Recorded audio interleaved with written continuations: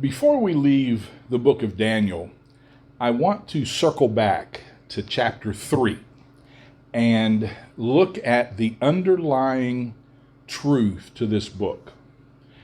I think most of us, when we first think of Daniel, we think of the three Hebrew children that by the time they got to the fire furnace, you remember, were the three middle-aged men. And we think of Daniel in the lion's den. And we think, well, the lesson of the book of Daniel is God's going to deliver you out of whatever issue you have. Everything's going to be great. Well, I would suggest, if you've not yet listened to those sermons, that maybe even before we go further today, you would push pause on this week and go back and listen to Daniel chapter 3, Faith for the Fiery Furnace, and the sermons from Daniel 6, Faith from the Lion's Den, because it's important, and that it'll give you the context for our lesson today. But the main lesson from the book of Daniel is not God's going to get you out of every trouble you're in. We would think that that's what it was. But not everybody gets that deliverance. I want to remind you of the passage in Hebrews chapter 11. Hebrews 11 is the great faith chapter, and it goes through all of the great heroes of faith.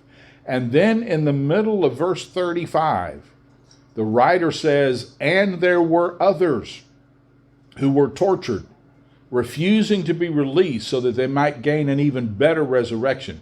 Some faced jeers and flogging, and even chains and imprisonment. They were put to death by stoning. They were sawed in two. They were killed by the sword." That doesn't sound like deliverance, does it? "They went about in sheepskins and goatskins, destitute, persecuted, and mistreated. And the Bible says the world was not worthy of them." And it says, verse 39, they were commended for their faith.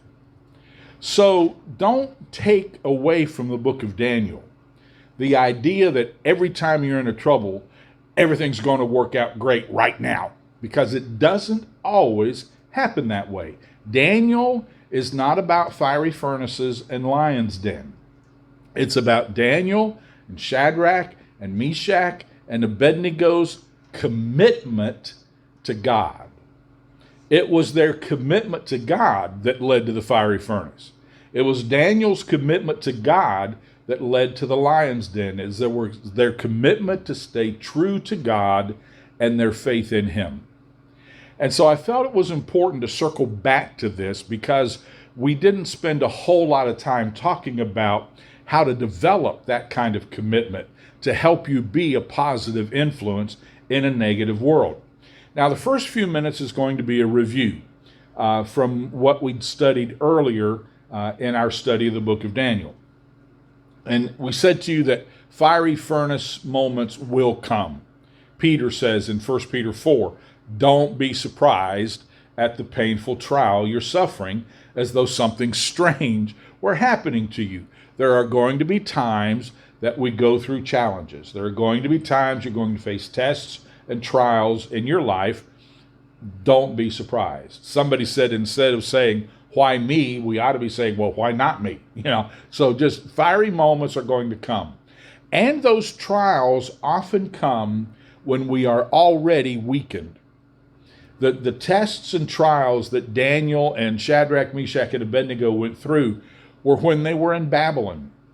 They were away from their family. They hadn't been to temple to worship in a long time. They hadn't had a rabbi that they could talk to. They were kind of on their own. And that's when the devil attacks. He doesn't play fair. He attacks when we're the weakest. Understand that. And understand that the hottest fire is in the area that is the closest to us. The things that keep you up at night. Those things that are the closest to you. For them and for us, what should be closest to us is our faith in God, our commitment to Him. And then we talked about how this started in chapter 1. Remember that Daniel had purposed in his heart he would not eat the meat from the king's table. There was a guy in charge of all of these people that Nebuchadnezzar had brought back to Babylon to indoctrinate in the Babylonian way of life so that he could take the best and brightest of Israel and use them in his empire. And they were going to be fed from the king's kitchen. But much of the food that came from there was off limits as far as the Jewish dietary law went. And so this issue of food was actually a religious issue with these young men. And so they asked for an excuse. Could you please not make us eat? And because God showed favor to them with the man who was in charge, they were able to be exempt. So we learned from that faith is grown and developed. It started off with the meat offered to idols and the other food from the Babylonians, and then you end up with a fiery furnace, and then you end up with a lion's den.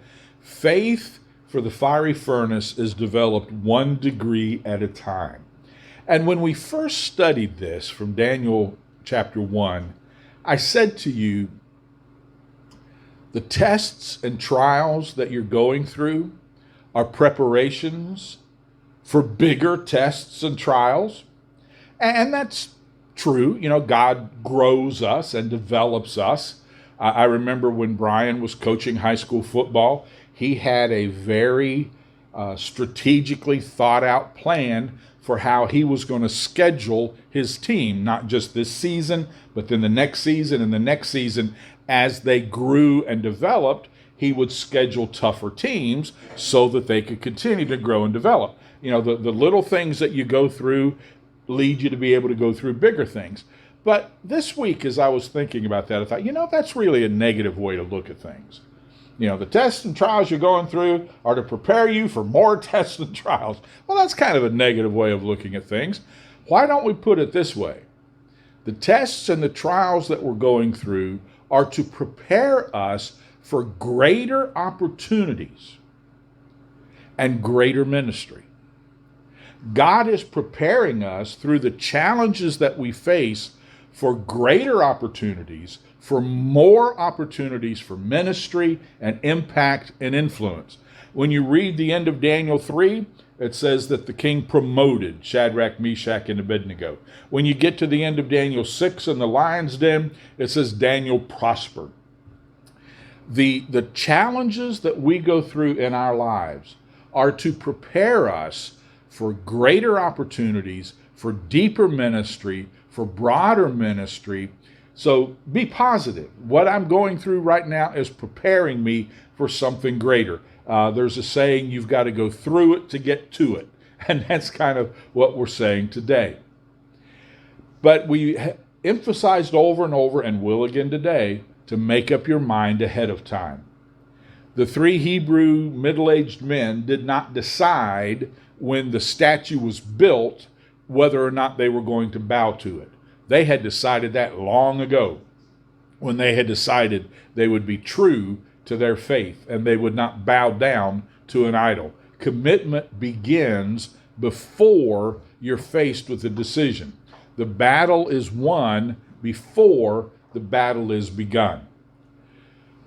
But the bottom line is we need to stay true to God regardless of how it ends up. And maybe the most important verses in the book of Daniel are chapter 3, verses 17 and 18. When the king says, if you don't bow to this idol, you're going to end up in the furnace. And they say, if we are thrown into the blazing furnace, the God we serve is able to deliver us from it, and he will deliver us from your majesty's hands. But even if he does not, we want you to know, your majesty, that we will not serve your gods or worship the image of gold you set up. Even if he doesn't deliver me. I know he's able to. I know that you've got a furnace and you've got the authority to throw me in the furnace, because faith does not deny reality. But you need to know, King, that even if we die in that furnace, we're not going to bow down to your God. We're going to do right regardless. And we need to reach a point in our lives where we make that commitment to God. With your help, I'm going to do right regardless. And when we end up in the fire, you remember there was the fourth man in the fire. God will walk with us through the fire. So that's just kind of a review of several weeks ago when we were in Daniel 1 and Daniel 3. But I go back to where I started. The lesson from Daniel is not God's going to deliver me every time I get in trouble. The lesson from Daniel is I need to make a commitment to God that I'm going to be true to Him regardless. And so we're going to talk about commitment today. That was just the introduction. There are some important things to understand about commitment just in general. You can only commit to so many things. You can end up being overcommitted. Have you ever found yourself in that situation where you said yes to too many things and basically you weren't able to be committed to anything, which led to you felt like you needed to be committed, because there was just too much to do and you'd said yes to too many things? You've heard it, I'm sure. You have to say no to some things so that you can say yes to other things. And as you grow in your life, you've learned this in the business world, you've probably learned this in your own personal life, that there comes a point, you're not saying no to bad things. There comes a point where you have to say no to even good and better things so that you can say yes to the best things. And that's been said by a lot of people. I saw that Steve Jobs said something similar to that in his life. You've got to say no to some things so that you can say yes to the very best things. You have to make a wise decision when it comes to commitment. What will you be committed to?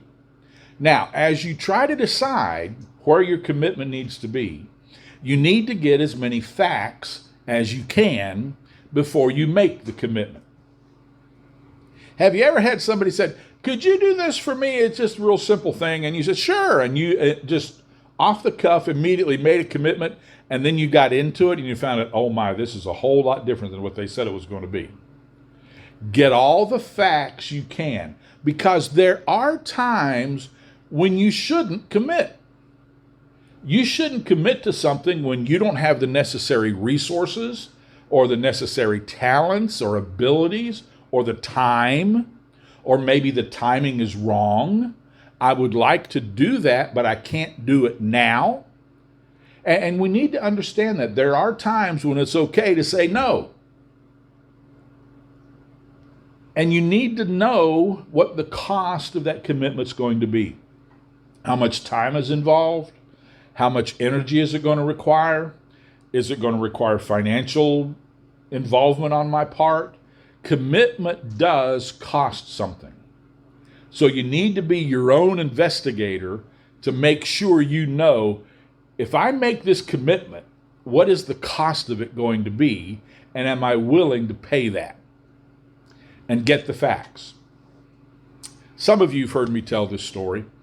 Earlier in my ministry, I had a call from a church to ask me if I would be interested in being their pastor. And I knew the pastor who had just left the church. And just in case anybody is ever in that situation, the best way to find out about a church is call the guy that just left it. Say, what is that place really like? And so, we were acquaintances, and so I called him, and I said, what's it like? He said, oh, man, Ken, they'll kill you. He said, I'm at the office till 9 or 10 o'clock every night. He said, they will just run you ragged. Well, I'm not interested in that. I've got small children. I've got a wife at home. I'm not interested in being at the office till 9 or 10 o'clock at night. But then I thought, maybe I should call the church secretary, because she probably has some insight on this too. And so I called her and I said, Pastor says he's there till 9 or 10 o'clock every night. And she kind of snorted and she said, yeah, he is. She said he comes in about 8 and meets with the staff in the morning. And then he goes, we've got a restaurant next door, and he goes next door for breakfast. And he hangs out there and drinks coffee and chats with all the retirees in the neighborhood till about 11. And then he comes back to the office about 11, and then he leaves at 11:30 for lunch, and he goes to another one of the restaurants in town where there's another group that he hangs out with, and he gets back to the office about 3. So yeah, he's often here till 9 o'clock at night, but it ain't because he's working all day long. Okay, those were facts that I needed to know. I ended up moving to that church, and there were very, very few nights that I was there till 9 or 10 o'clock at night. And if it was because there was a meeting or something going on. But what I'm saying to that, and it was a lesson that I learned that time, get the facts. Before you just automatically say yes to a commitment, find out what it's going to cost you. And if you're still there in chapter 3, and I won't take the time to read this, you're probably familiar with the story. When you make a commitment, unbelievers will notice it. You remember the Nebuchadnezzar built this great idol, and he said to everybody, when the music plays, everybody has to bow down. Well, when everybody is bowing down and you're standing up, people are going to notice. And the unbelievers will notice your commitment. And they run and tattle because they will also get angry with you. And they went to the king and said, you said everybody had to bow. These people don't bow. When you make a commitment to live for God, the devil is not going to send you a text that says, congratulations, you're living for God. You're going to find that the enemy of your soul will be angry with you, will ridicule you. People that you thought were your friends, when you make a commitment to start living for God, you're going to get all kind of pushback and ridicule. Just expect it. It's going to happen. And they will question your commitment. They go into the king, and the king says, is this true? Did you really make the decision that you're going to stay standing up? And that's why Peter says in 1 Peter 3, be ready to give an answer for the hope that lies in you. Which leads me to say, make sure that you've got a good biblical reason for the commitments you make, so that when people ask you the reason, you can give them a good answer, because they will question your commitment and they will test your commitment. Your commitment will be tested. The king said, basically, I'll give you another chance. And you'll find as you make a commitment to God that you'll be given a lot of opportunities to back up on that. You need to make up your mind, I'm going to live for God regardless. One of the great theologians of a few years ago, Dr. Seuss, wrote about a man named Zode. Did I ever tell you about the young Zode who came to a sign at the fork of the road? He looked one way and the other way too. The Zode had to make up his mind what to do. Well, the Zode scratched his head and his chin and his pants, and he said to himself, I'll be taking a chance.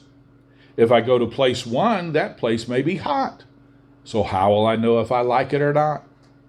On the other hand, though, I'll feel such a fool if I go to place 2 and find it's too cool. In that place, I may catch a chill and turn blue. So place 1 may be best and not place 2. Play safe, cried the Zode. I'll play safe. I'm no dunce. I'll simply start off to both places at once. And that's how the Zode, who would not take a chance, went no place at all with a split in his pants. There's a lot of people trying to live like that.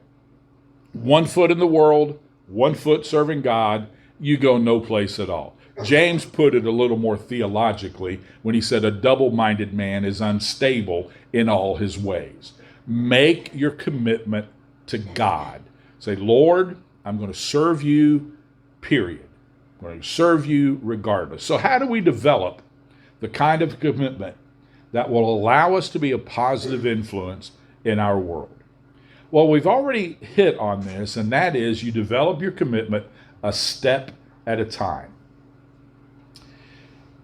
Commitment begins in the smaller areas. It started off in chapter 1 with the meat and the food that they were offered from the Babylonian kitchen. Start in the smaller areas. And last week we talked about prayer. And just let me throw out something here. You may feel a conviction in your life that, I need to spend more time with God. And if basically your prayer life right now is God is great, God is good, and now I lay me down to sleep, don't make a commitment that you're going to spend an hour a day in prayer. That's unrealistic. I remember I was at a Christian high school. It was a boarding school. And I don't know what year I was, but we were going to have school-wide a 24-hour prayer chain. I think we're coming up to a special service or something. And so they blocked off, 30-minute segments for 24 hours that you could sign up that you would pray during that time. And was even back then, I was smart. And I chose a time when I was already going to be awake. I was not going to sign up for 2 to 2:30 a.m. I'm going to sign up for when I'm already awake. And I signed up for my 30 minutes. And it was time for my 30 minutes to start. I prayed, and I'm not exaggerating. I prayed for everybody I knew by name. Everybody I could think that I'd ever met, that I knew, that I prayed for them by name. Surely my 30 minutes is up. Oh no, it'd been like 12 minutes. Oh, those people got prayed for a lot in those 30 minutes, but it was a good lesson for me. Don't jump from 5 minutes to 30 minutes. Start small. And if you're not accustomed to spending time with God, you might want to start with, a chapter or two reading in the Psalms or Proverbs. We just spent 2 years studying Proverbs. Lord willing, next week we're going to begin Colossians. Maybe you want to start reading in Colossians in preparation for that. And just say, I'm going to spend 5 minutes reading the Bible and praying. And then, build on that as you build. But it starts small. But again, as we said earlier, settle the issue before it becomes an issue. Don't wait until you get in the heat of the moment to decide how you're going to live. Don't wait until you get the heat of the moment to decide what your morality is going to be, what your integrity is going to be, what your ethics are going to be. Make up that decision ahead of time, because commitment is the result of choice, not chance. And as I've said already repeatedly, determine that you're going to obey God regardless of the outcome. Now, in order to do that, you have to keep your focus on God.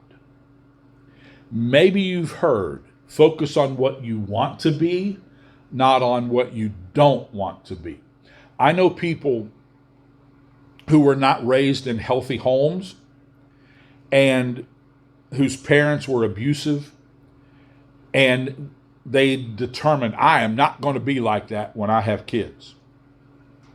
And they have children, and all they do is spend all their focus on, I'm not going to be like that. I'm not going to be like that. And they end up being like that, because you end up becoming what you're focused on. And the 3 Hebrew children, if you study this, and Daniel, they weren't focused on, I'm not going to bow to the idol. I'm not going to bow to the idol. They focused on, I'm going to stay true to God. And it's important to keep your focus on God. It's like, why in the world, if you decide you're going to be on a diet, would you even turn in to the hot now sign? Why would you even get in the car line at the Krispy Kreme?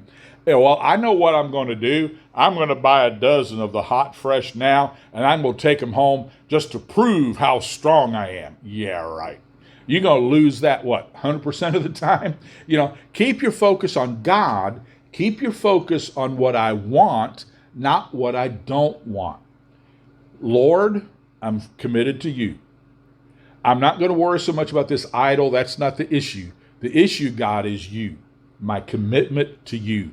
Because if you keep focusing on what, I'm not going to do it, I'm not going to do it, I'm not going to do it, and before long you got all that sticky stuff all over your fingers, and you wonder, how did that happen? Focus on God. I read this as I was working on this lesson. In the early days of vehicles with GPS, I mean, that just blows my mind. I remember the first time I went over to where Brian is now living, and I had those GPS on my phone, I think, and it was like, in 100 yards, turn left. How do you know where I am? It just still staggers my mind. How do you know? And it is 100 yards, turn left. Get in the middle lane because you will need to. How do you know this stuff?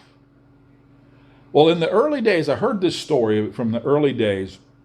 A lady bought a new car that had all of those high-end options. And the first time that she drove the car in the rain, she turned a knob that she thought was going to turn on the windshield wipers. Instead, a message flashed across her instrument panel, drive the car in 360 degrees. She said what I said, what in the world have I done? I need to go home now. She got home, got out the manual, and found out that the knob that she turned, that she thought was turning on the wipers, was actually turning off the internal compass of the car. So the car had no idea where it was. And so to correct the problem, you had to drive the car in a full circle, point it north, and then reset the internal compass. Now there's a parable there. Every time you read the Bible, every time you pray, every time you gather for worship, you are resetting your internal compass.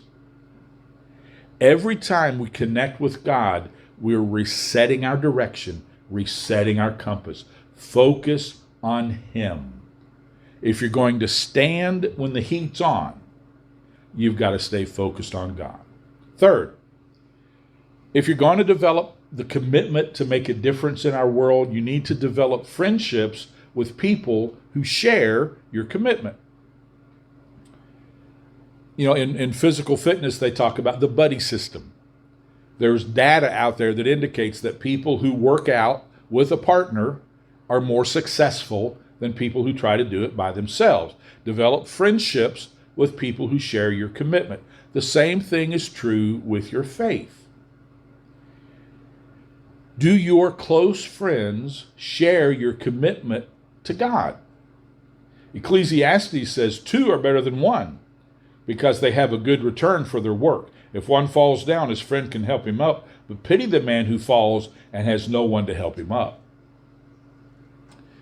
And I know that we're in the pandemic and all this kind of stuff, but there are still ways that you can find friends who share your convictions, who share your commitment to God. That's why it's important to come to church, to build those relationships with people who help keep you on track. And you know that that's true. If you're dieting, it's a whole lot easier to diet when you've got other people who are dieting with you. It's very, very difficult.